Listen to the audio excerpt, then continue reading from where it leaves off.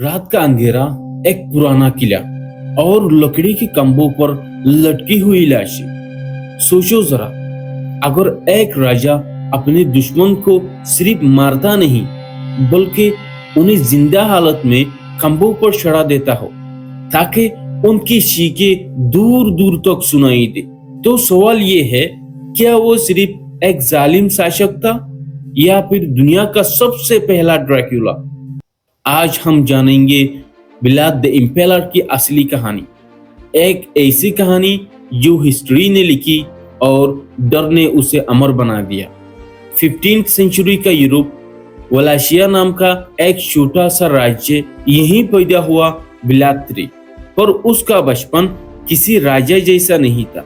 वो एक होस्टेज था, ओटोमन एम्पायर के दुश्मन दरबार में कैद। वहीं उसने देखा पावर का असली चेहरा, वहीं उसने सीखा कि डर तलवार से ज्यादा खतरनाक होता है।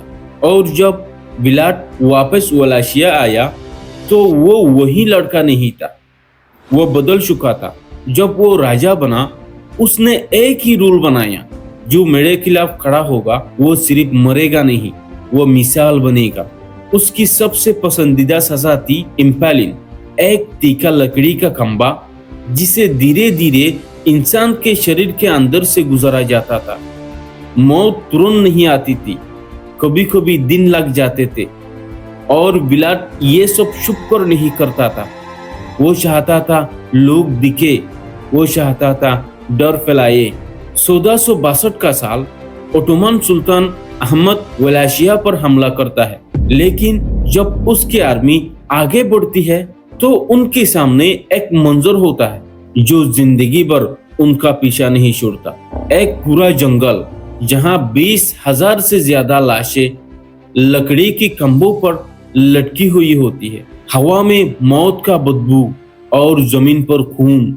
इतना भयानक सीन के बिना लड़े ही ओटोमन आर्मी वापस मुड़ जाती है। व्लाद जीत जाता है सिर्फ डर के बल पर। अब यहाँ से एक और कहानी शुरू होती है। व्लाद के पिता का नाम था ड्रैक्यूल, जिसका मतलब होता है ड्रैगन, और व्लाद को कहा जाता था ड्रैकुला, यानी ड्रैगन का बेटा। लेकिन लोगों के लिए वो ड्रैगन नहीं, शैतान बन चुका था। अफवाहें फैलने लगे, कहते हैं वो खून में ब्रेड डुबोकर खाता था, कहता है वो लाशों के बीच बैठकर खाना खाता था। सच क्या था शायद कोई नहीं जानता, पर एक बात सच है, डर कहानियों के साथ और ज्यादा खतरनाक हो जाता है।